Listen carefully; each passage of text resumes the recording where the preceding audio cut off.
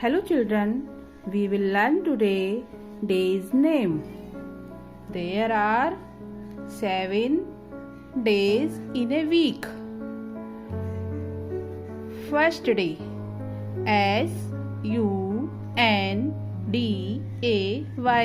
Sunday. Sunday means Ravivar. The second day is Monday. Monday. Monday means Somvar. The third day is Tuesday.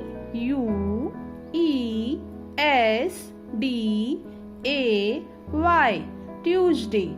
Tuesday means Mangalvar. And the fourth day is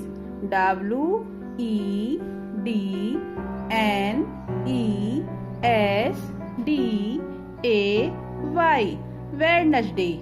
Wednesday means Budhvar. And the fifth day is Thursday.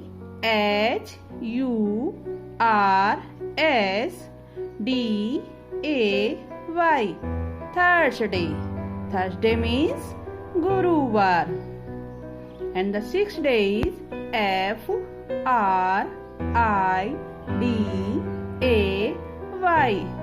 Friday. Friday means Shukruvar. And the last is seventh day is